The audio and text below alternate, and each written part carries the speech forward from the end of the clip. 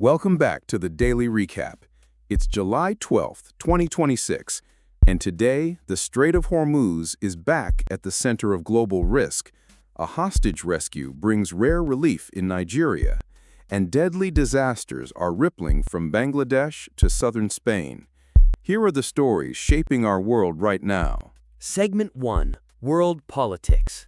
Diplomacy is moving in parallel with escalation around Iran.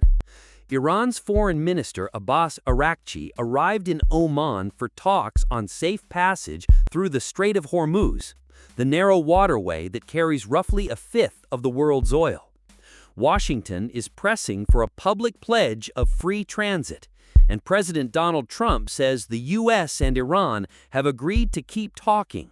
But tanker traffic through the strait appeared to slow after the two sides exchanged hostilities this week, a reminder that even small disruptions here can quickly move energy markets.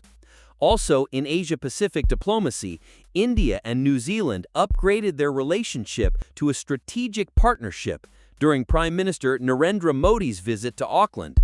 Modi was hosted by New Zealand counterpart Christopher Luxon, as New Delhi pushes to deepen its regional partnerships. Sources: Gulf News, Anadolu Agency, and the Straits Times. Now a pause, transition to Segment 2, War and Conflict. Segment 2, War and Conflict. In Ukraine, Russia's long-range strikes continue even as Kyiv ramps up deep attacks on Russian energy infrastructure.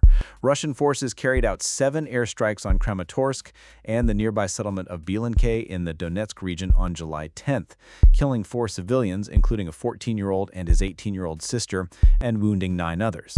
Days earlier, a wave of Ukrainian long-range drones struck the St. Petersburg region, hitting an oil terminal and a Baltic seaport in what officials called one of the largest deep strike operations of the war.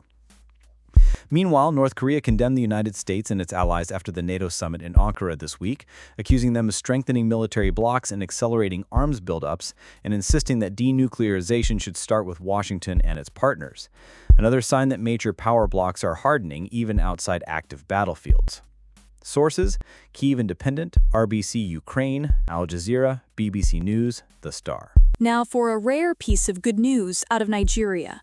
The presidency says security forces rescued dozens of school children and teachers who were abducted from schools in southwestern Oyo State and held for weeks.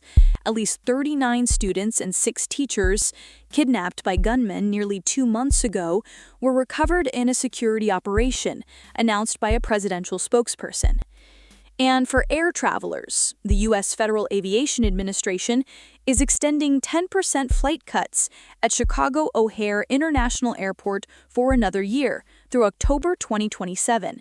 It's an operational move aimed at reducing congestion and delays for millions of passengers. Sources: AP News, BBC News, and ABC7 Chicago.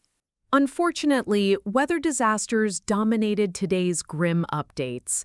In Bangladesh, days of torrential monsoon rain triggered floods and landslides that killed at least 44 people in the southeast and left more than 1 million stranded. Authorities are racing to deliver aid to devastated communities, as the Disaster Management Ministry warns the toll could rise. In southern Spain, a fast-moving wildfire in Almeria province killed at least 12 people, with 23 more reported missing.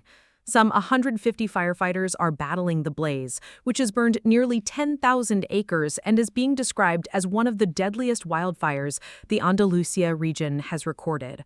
And in East Asia, Typhoon Bavi lashed Japan's southern Sakishima Islands with heavy rain and violent winds, injured more than 35 people in Taiwan, and prompted evacuations and warnings across Taiwan and eastern China ahead of its expected landfall.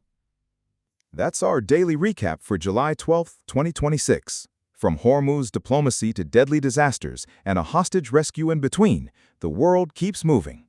If you found this brief helpful, hit subscribe and turn on notifications so you never miss a recap. Stay informed, and we'll see you tomorrow.